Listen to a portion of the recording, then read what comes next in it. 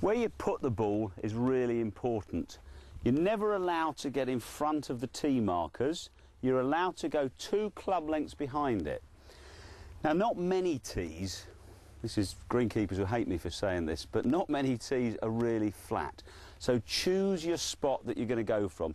Have a look around. You've got to be comfortable. You've got to feel where you're going to hit from is level and you're comfortable with it. I quite like this spot, so I'm going to put the ball on the tee where I feel I'm quite comfortable. The ground feels good to me. I can see where I want to go nicely, so that is where I want to tee the ball. Now I start my little pre-shot routine.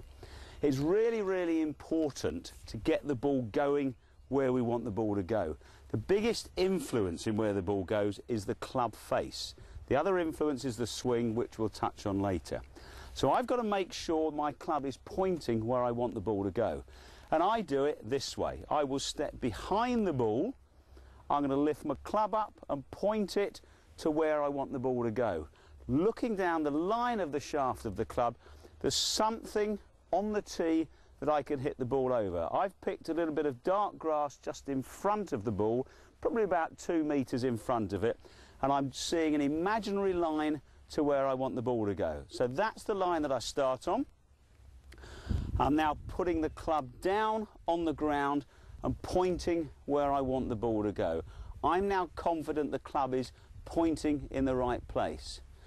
My setup now, I've got to make sure that my toes, my knees, my hips and my shoulders are parallel to that line of where the club face is pointing.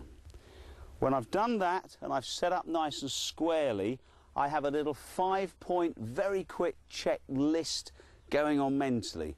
Okay, our 5-point checklist. Point 1, point the club where you want the ball to go. That's the middle of the ball and the middle of the club. There's a little spot on the top of the club that tells me the position I want it to be to hit the ball. So I've done the aim. Part 1, aim. The next part is my grip. I want the grip to be neutral. That means when I'm holding it, the palms of both hands are facing each other, which means I'm not going to twist the club left or right when I try and hit the golf ball. If my hands are in the right place here, the palms face each other, the club face will remain square or neutral to my swing path throughout the swing. I'm not going to twist it and hit it left or right. So that's a big key, getting the hands right. The third part is my stance and body alignment. I want to make sure my toes, my knees, my hips and my shoulders are all parallel to that ball to target line. I'm still imagining that line to the target that I want the ball to go on, and I make sure my toes, knees, hips and shoulders are parallel to it. That feels pretty good. Part 4 is probably the area where most golf club players are poor with. They're inconsistent in their posture. The posture is the position we're setting our body up. That dictates the height that the club comes through when it's hitting the ball at. If I'm moving my body up and down like this, the strike behind the ball is going to be inconsistent. If I drop down, I'll hit the ground before the ball. If I raise up, I'm going to top the ball. So it's quite important when I take my setup, I start with my posture by putting myself very, very tall. I then flex forwards from my hips first, and the last thing I do is release my knees slightly. This means my back is nice and straight. You can check it if you're practicing, of which we'll give you some of these drills later on. Just feel the clubs down your back, you're bending forwards from your hips, you're releasing your knees.